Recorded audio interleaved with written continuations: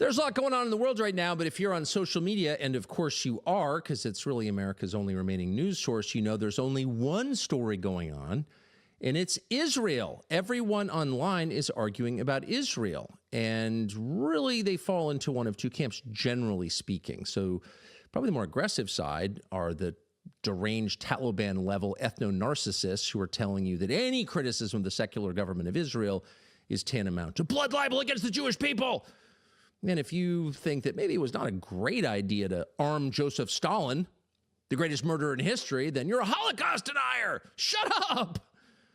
And then on the other side, a group every bit as obsessed with Jews are the people who hate Jews, who are telling you that anyone who's Jewish is bad by virtue of being Jewish. It's a blood thing. Two things are interesting. One, there are very few kind of conventional Christian voices saying, wait a second, this is a secular government, another country, and it has probably nothing to do with my religion or anybody's religion. And we should never judge people on the basis of their immutable qualities because guilt and virtue are not passed down genetically. But almost no one is saying that. So you really have the ethno-narcissists and the anti-Semites, and they're at war with each other. That's the online picture. What's even more interesting and maybe even more distressing is that in the U.S. government, the conversation, while much more muted, is a mirror of this in that a lot of the conversation is about Israel. Israel, a tiny country in the Middle East, not critical to our national security, by the way, but the conversation, the bandwidth is consumed by questions of Israel. So wherever you stand on Israel, whether you're on one of the two sides just described or neither one of them, you know in your gut that this is bad. If a country like ours, supposedly the most powerful in the world, is devoting all of its time internally to conversations about Israel, it's probably not going in a good direction. There's probably a lot being neglected in favor of this very specific boutique conversation about this tiny little country. It's just not good for anybody, including Israel, by the way. So what's the antidote to this? How do you fix it? Here are 4 things you can do to make the conversation about Israel and the relationship with Israel a lot healthier than it currently is. Here are the 4. The first is get some global perspective on what we're talking about. The United States is a nation of 350 million people. It has some of the deepest natural resources in the world. That would include energy and water, agricultural products. The United States, however it's managed, is a powerhouse globally and always will be because its strength is inherent. It's a huge, decisive country in the scope of world history. The United States makes things happen. Israel is not an insult, merely an observation. By contrast, is a tiny and inherently insignificant country, at least geopolitically, in that it has only 9 million people and no natural resources, no meaningful natural resources. So it is insignificant. It is also physically tiny. It's about the size of New Jersey, famously, but it has a much smaller GDP than New Jersey. It is a much smaller economy than the state of New Jersey. It has an economy about the size of the state of Arizona and almost 1/2 the economy of the state of Massachusetts or Illinois. It just doesn't really matter, actually. If you're looking at a map and thinking through, where does power politics go, Israel's not even on the list. Again, it's tiny. It's got the population of Burundi. It's got a smaller population than Belgium. What is this anyway? And yet, despite its objective insignificance, it is the focus of the conversation, but it's also the focus of the spending. So right now, as we speak tonight, there are 2 THAAD missile batteries in Israel. That's 1/4 of the world's total supply of THAAD missile batteries. The THAAD missile battery is an American-made, very high-tech missile battery that takes incoming missiles out of the sky. And 1/4 of the world's entire supply of these is in Israel right now, manned by U.S. troops, by Americans. In uniform or not, they are American military personnel, and they are manning these batteries to protect Israel. And that shouldn't surprise you because since October 7th, 2023, which is a little less than 2 years ago, the United States has spent at minimum $30 billion defending Israel. Huge.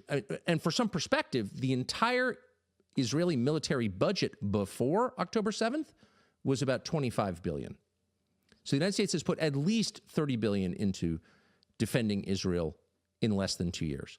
Over the course of its existence, a little less than 80 years, the United States has put $300 billion, at least, those are just the on-books numbers, into supporting Israel. $300 billion. Israel is by far, no one comes close, the largest recipient of U.S. aid over time and currently. So anyone who says, oh, it's just a drop in the bucket, it's totally insignificant, is lying or doesn't know the numbers. By the way, number 2 is Egypt. So why are we spending so much money on Egypt? Well, we're doing it at the request of Israel. So you could probably add that to the tally. It's not an attack. It's merely perspective. We are spending our time, our money, and we're taking enormous risks on behalf of a country that geopolitically is not significant at all. The interesting thing is, most Americans have no idea that this is true. They don't know how disproportionate our attention to Israel and our spending on Israel is relative to the rest of the world. And if you want some sense of how disproportionate, India and China combined, neither of which is a strong ally at the moment, combined represent more than a third of the entire world's population. Both are rivals economically, both are rivals militarily, at least potentially. And our relationship with them has gotten worse, or is at the very least languished, because of our relationship with Israel, because of the bandwidth consumed by tending to it, and also because of some of the inevitable conflicts that have arisen because of our support for Israel, which is engaged in an extremely controversial, which is to say hated war in Gaza, which is not even really a war.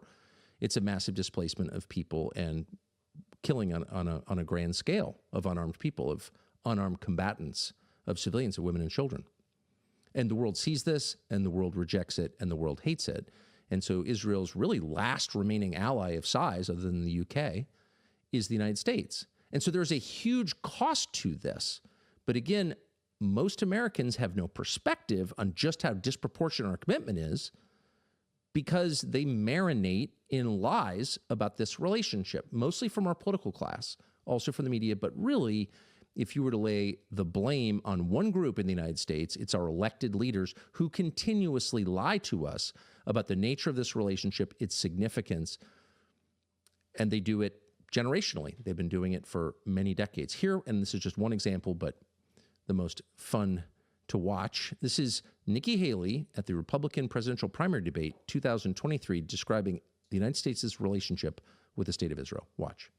Last thing we need to do is to tell Israel what to do. The only thing we should be doing is supporting them and eliminating Hamas. It is not that Israel needs America. America needs Israel.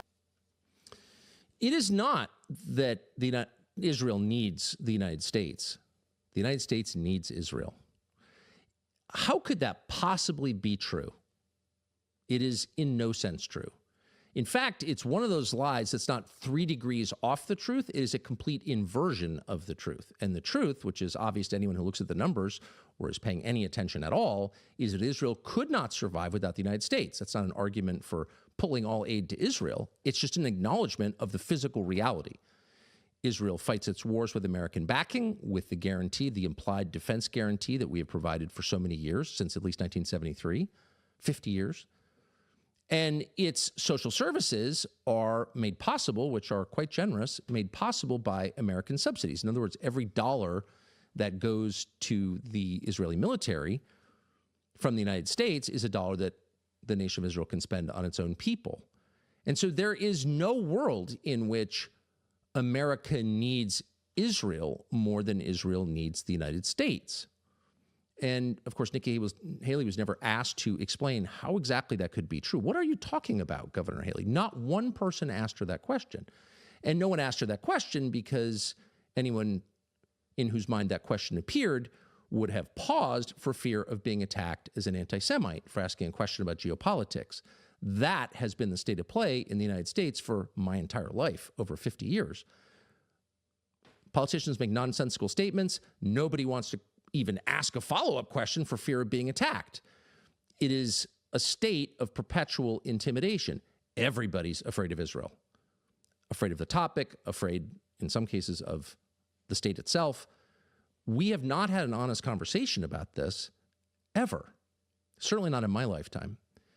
And that suits the Israelis just fine. And if you're wondering why there's an awful lot of lunatic anti-Semitic comment about Israel online, you have to wonder how much of that is organic. Some of it, of course, there are always haters, but how much of it is not organic at all? How much of that, the lunatic, all Jews are evil, how much of that is being ginned up on purpose to make legitimate questions about the U.S. government's relationship with the government of Israel seem like crackpot stuff, like hate, like David Duke level lunacy? Probably some, because it serves their interests. Now, that is a criticism of the state of Israel and its incredibly sophisticated propaganda campaign, which, again, the rest of us have been marinating in for a long time. But the true villain here, I would argue, is not the state of Israel, the Jews. It's the United States. It's our leaders who are putting up with this. Israel is a small country with very limited resources, and it is doing its best to serve its own interests. You'd think every country would act that way, and most do. But there are some that don't, and ours would top that list. And so the true shame here, the actual villain in this story, is the leadership of the United States that is putting up with serial humiliation for decades. And for what reason? So if there's someone to be mad at, it's our leaders. And that leads to the second thing that we can do to fix this truly unhealthy relationship, this poisonous relationship, which is getting worse, by the way. It's breaking our society into pieces. It's truly hurting the Trump administration. The second thing we can do, after getting global perspective on what we're actually talking about here, a tiny country that is, in the deepest sense, insignificant to the United States, the second thing we can do is get some freaking self-respect and stop being ordered around by a client state. That's not good for us. It's not good for them.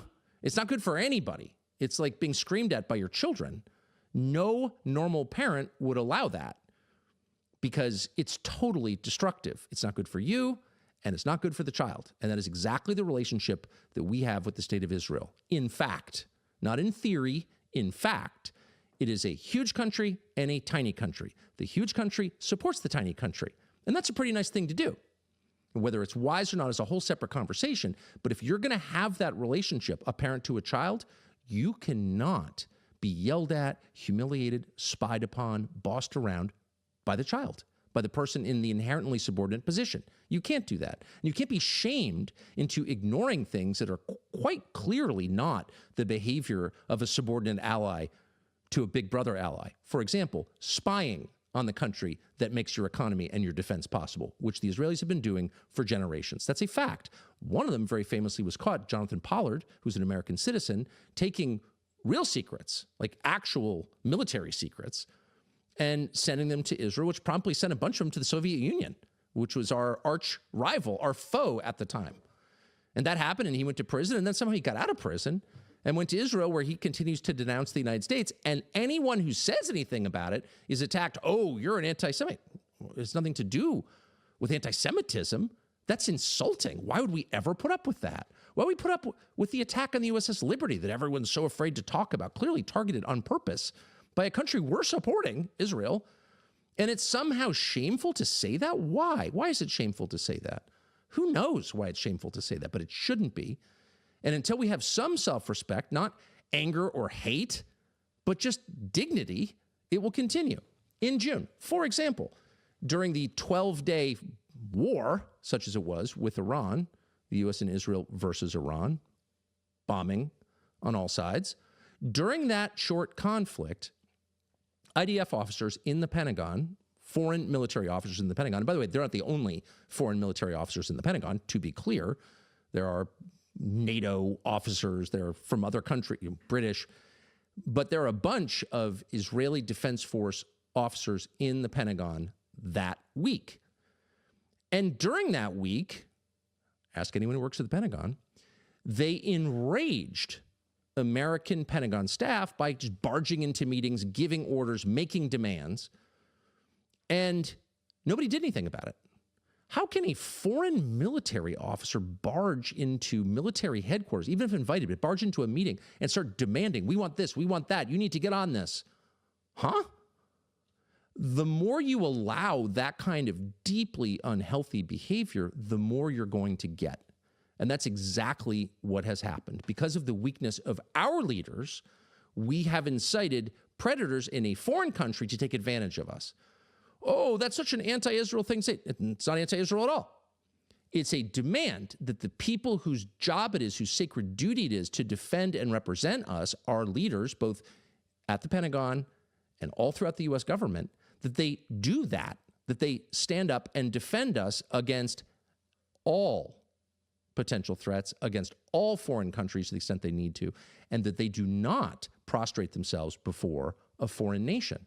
That's just basic. Why have a government, especially a strong government, if it's taking orders from another weaker government? And that is the state of play. And it has been for a very long time. And they're not even pretending, to such an extent that the prime minister of Israel goes on television to openly participate in, meddle in internal American politics, taking sides, attacking people, Americans. You wouldn't think it would be his business. He's not an American leader. He's not even an American citizen. Going on television to attack Americans because they're not fully on board with sending billions more to a country of 9 million people? And in case you think that's an overstatement, here is the Prime Minister of Israel, Benjamin Netanyahu, commenting on American politics. We talked about the woke right, and he said, I call it the woke Reich. That's a brilliant observation. The woke Reich, because these people, you know, they're not any different from the woke left. I mean, they're insane. They're lunatic. But they're actually meeting on some of the things. We have to fight back. How do we fight back? Our influencers. I think you should also talk to them if you have a chance, to that community. They're very important. And secondly, we're going to have to use the tools of battle. And the most important ones are the social media.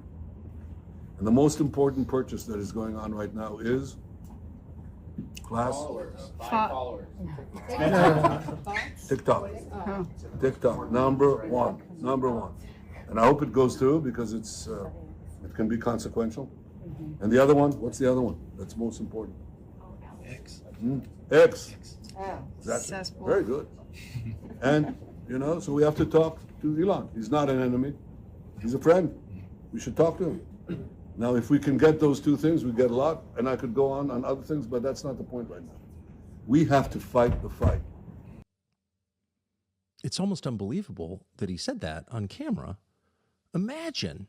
This is a foreign leader bragging about how he's censoring Americans. Again, this guy runs a country of 9 million people that's totally dependent on our tax dollars to exist. And here he is on camera, and he's a sophisticated guy. Of course, he knows that he's being filmed, saying, anyone who opposes me in the United States, who opposes more aid to Israel or opposes getting sucked into war with Iran, which does not serve American interests, that person is not simply mistaken or wrong. I'm not going to bother to explain why that person is wrong. That person is a Nazi, part of the woke Reich, a Nazi. And the only way to fix it is by preventing Americans in the last country on earth with guaranteed freedom of speech, prevent Americans from hearing the other side. And so we push Congress to force a TikTok sale, which is true, by the way. And when that happened, and various members of Congress were like, no, really, it's about China, there were people online who said, no, I think it's really about Israel. You kind of wish it was about China. Here he is just admitting, no, we pushed the U.S. Congress to censor in the United States, to commit censorship in the United States because we think it's bad for us. And we need to talk to Elon. The only reason we have free speech in the United States right now is because of Elon Musk. By the way, a naturalized American, a foreigner, who looked at the United States and said, what's great about that country? People can say what they believe because they're not slaves, they're not subjects of the state, they're citizens of a nation that they own. Free speech is central to the entire idea of America. In fact, it's really the only thing that sets us apart from any other country on earth. It's not our market economy. It's freedom of speech. And here's this guy, a foreign head of state, who, let me restate, is totally dependent on our tax dollars to exist, is saying Americans don't have that right, and he's going to do some kind of secret pressure campaign on Elon Musk to censor X because it bothers Israel? That's the point at which you just say, no, absolutely not. That is not allowed. But since no one has said that, it has continued. And that's why when you go on social media, you see person after person taking that guy's line, repeating foreign government talking points on social media as Americans. Oh, you can't say that. It's true. It's 100% true. And it's also totally counterproductive, by the way. This is not a sophisticated propaganda campaign. This is a brutal and brutish propaganda campaign where anyone who disagrees with anything is immediately slandered and smeared. Megyn Kelly, who's got to be the single most moderate person on the question of Israel, who said 100 times and means it, by the way, I like Israel. I'm not against Israel. But maybe it's not a great idea to get sucked into one of their wars. We've done that. Let's not do it again. Nazi! Immediately called her an anti-Semite and won't stop. Meanwhile, the actual anti-Semites, and there certainly are some online, never get criticized by Bibi or anyone else in his orbit. That's kind of interesting, isn't it? I wonder why that is. When you have actual anti-Semites, doing videos making fun of Auschwitz, but they get a pass? Maybe things are not quite as they seem. But normal people who harbor no hate toward anyone or try not to are immediately slandered in a way that makes it, in some cases, hard for them to have jobs if they deviate even a little bit. So what's the effect of this? Not that it's up to me to tell Israel how to run its propaganda campaigns, but the effect, just noticing, is that it turns allies into enemies. You can agree on 98% of things, but if you think maybe it was a bad idea to bomb Doha, Qatar, the site of the largest military base in the Middle East, which exists to protect Israel, if you think it was a bad idea for the Israeli government to bomb Doha, then you're a Nazi? Just in point of fact, by the way, Hamas was originally in Qatar because the Israeli government asked them to accept Hamas. That airbase exists to protect Israel, by the way. That was such a reckless and demented move that Mossad in Israel opposed it and wouldn't participate in it because they thought it was too reckless. So to say that there is, quite a bit of latitude for debate in Israel is an understatement. Mossad refused to participate in that. But as an American on social media, if you're like, I think it's a little crazy that our ally is bombing another one of our allies without even telling us and then lying and pretending that they had permission from the president to do this, which they did not. If you say that, you're a Nazi, you're part of the woke Reich, this can't continue. It's too crazy. It's counterproductive for them, and it's deeply destructive of our political conversation and of our country itself. Now, the good news is that the humiliation, which has gone, just to give you one more example of the humiliation, which is almost beyond belief. So Israel's our greatest ally. We should never ask anything of them. Of course, you heard Nikki Haley. You hear all of them say exactly the same thing. Protecting Israel is the most important thing. They're our only real ally. If they're our only real ally, why does Israel have a long history of transferring military technology, including American military technology, to China?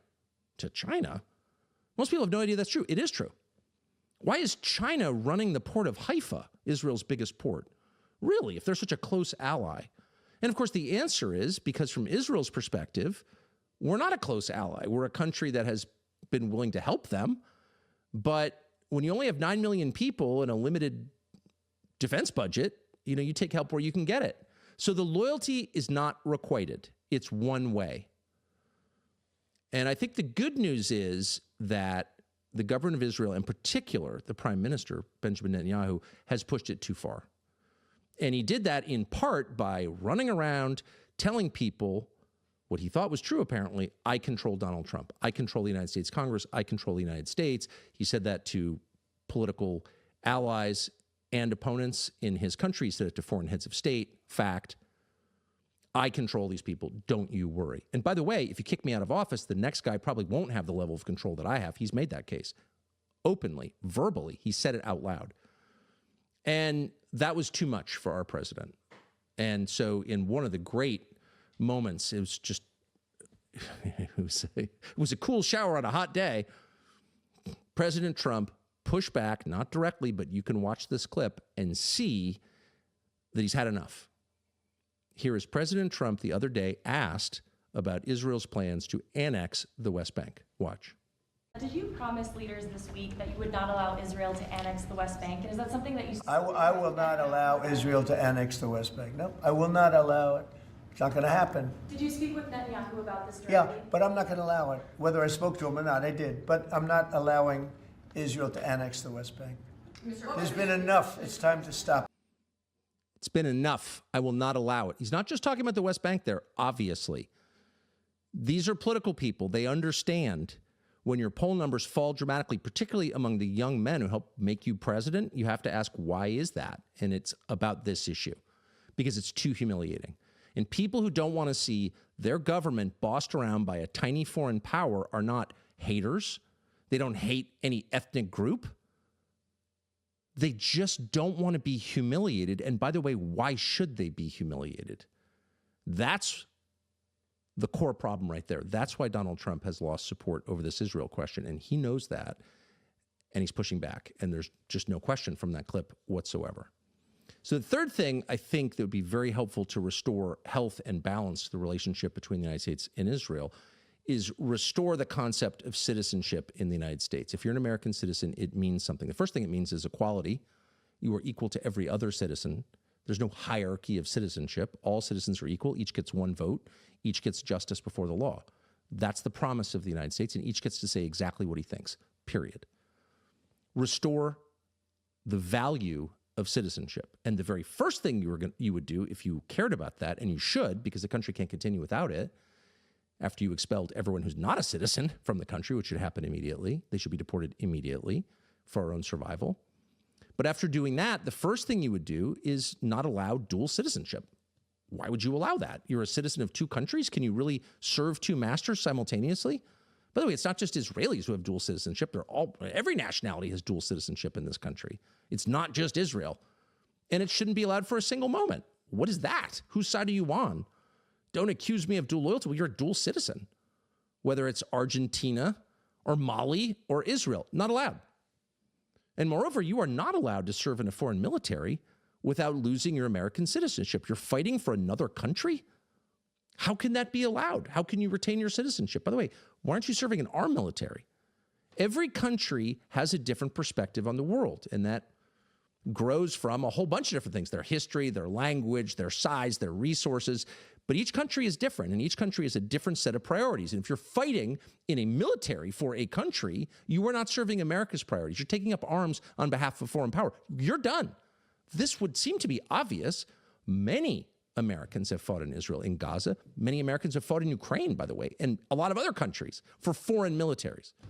Lose your citizenship immediately. Of course. Obviously. It's amazing that even exists. And AIPAC has to register under FARE, the Foreign Agent Registration Act of the 1930s. Of course, it's a foreign lobby. There are a million of them. But it's only AIPAC that doesn't register. And it's only AIPAC that is somehow above criticism. It's a foreign lobby. It is acting on behalf of a foreign government and its interests. Again, it's one of many, but it's the only one that doesn't have to register. And of course, it should register immediately.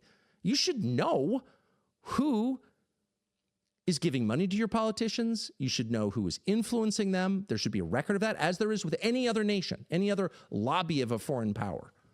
And only AIPAC is exempt. What is the effect of that? It makes everyone paranoid. It doesn't make people like Israel more.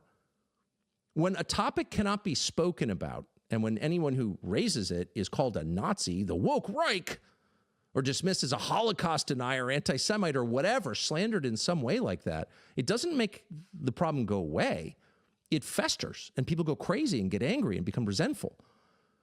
And all that. There's no reason to conduct any business like that in secrecy.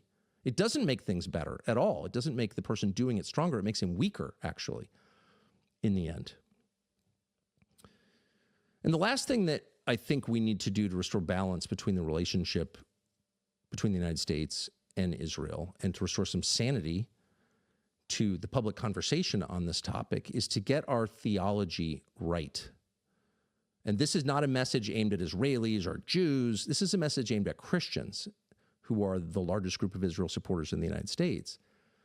And their view of Israel is colored not just by sentimental attachment, which is fine, or trips to Israel, great, no problem, but by a Christian heresy, the oldest of the Christian heresies, which is that God somehow prefers some people based on their DNA. And of course, the whole point of Christianity is that that is no longer true, that there is no chosen people. The chosen people are people who choose Jesus.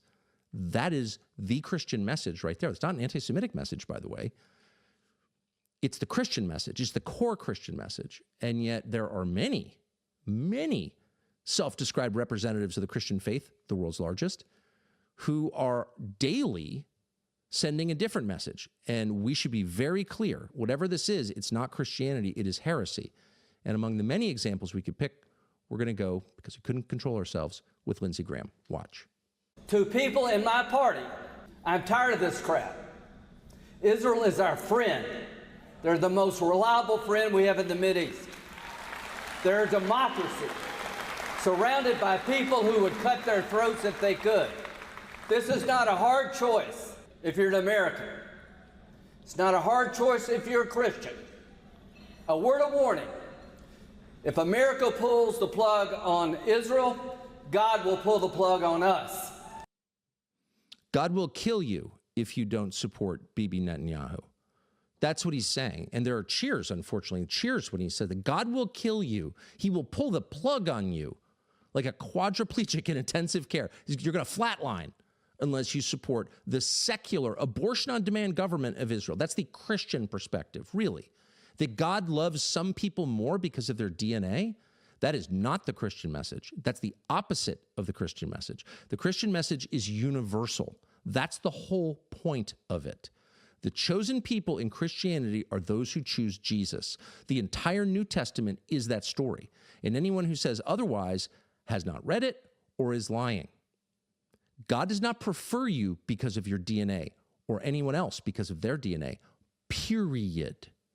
So the fact that people can stand up in the United States in 2025 and say something like that, and by the way, not even make the case, just invoke the power of God as a weapon. He will kill you. He'll pull the plug on your country unless you go along with this. We need more war. Listen to yourself. And it's not just Lindsey Graham. It's the Speaker of the House, Mike Johnson. It's a lot of people, some of whom are very nice people. People have dinner with them. They seem perfectly normal. But this is a heresy, and it's deranged. And you know it's deranged because it is a justification for killing the innocent. And in Christianity, if there's one thing that's crystal clear, it's that Christians cannot abide the killing of the innocent. People who have done nothing wrong cannot be killed. That's a sin. You are not allowed to do that, period. And if you find anyone leveraging the message of Jesus to justify the killing of innocents, that person is committing heresy. So those are the four things I think that we probably should do right away to restore some balance and health, reduce the craziness in the relationship and the conversation about Israel.